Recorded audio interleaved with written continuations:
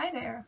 Today we're looking at two very interesting but also very important topics. We're looking at the simple present and the present progressive. Now, as you can see, they have one word in common, present, and no, by this I actually do not mean this kind of present. It is something different. Present describes what happens here and now. It is the tense between the future and the past.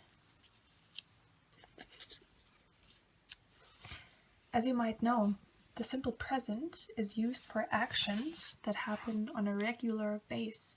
By this I mean things like hobbies, for example music. Maybe you play an instrument, or you're into sports and you like football, or all kinds of hobbies you practice on a regular basis, so every day or every week. But also the simple present describes things like habits, for example homework. Maybe you do your homework every day at the same time. Let's have a look at this example. Alright, let's have a look at the sentence, I play the piano every day. This is a so-called positive sentence structure, and by this I mean that we have the example of I play. We have I, you, we, or they plus the infinitive of the verb, in this case play, and then we can just add the rest of the sentence. I play, as we see above, the piano every day. Of course, we also have the exception for he, she, it. And here you might know the famous quote, he, she, it, das S muss mit. So in this case it would be he, she, it plus infinitive plus S comes to he, she, it plays. So again, don't forget the S in this context. Now we get to the negative sentence structure, which means that you are not doing something. In this example of I play the piano every day, we would say I do not play. So it is I, you, we, or they plus do not plus the infinitive of the verb. And again, we also have an exception for he, she, it, where it comes to he, she, it does not plus the infinitive of the verb. Here it is important that the S goes to does and not to plays. That's really important. And last but not least, we have the questions. So we want to ask, do we play the piano every day? Or do I play the piano every day? So we have do at the beginning of the sentence, then we have I, you, we, or they, plus the infinitive of the verb, play, again in this example.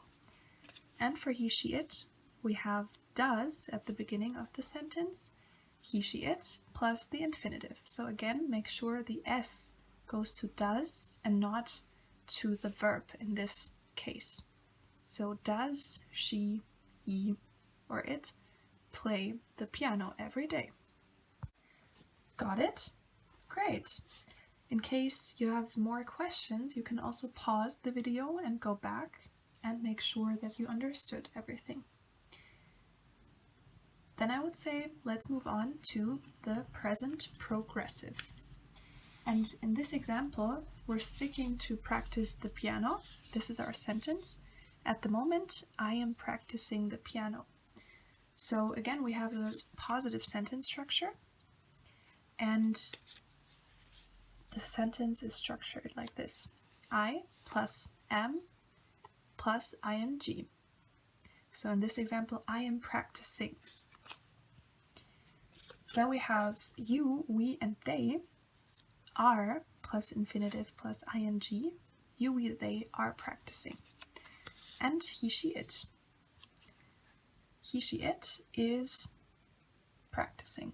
It looks very complicated, but it's actually quite easy if you just apply the sentence structure I suggested you here.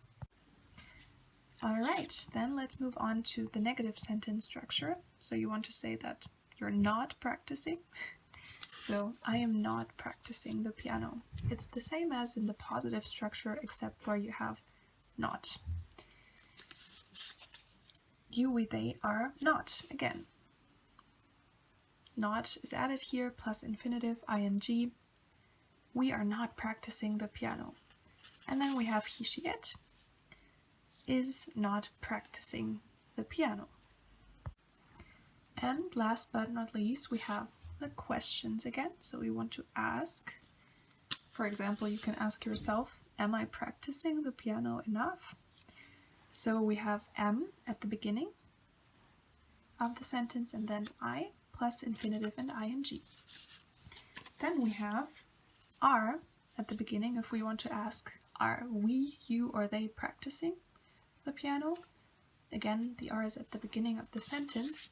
And then we have is for he, she, it. Keep in mind this rule, which is important when it comes to present progressive.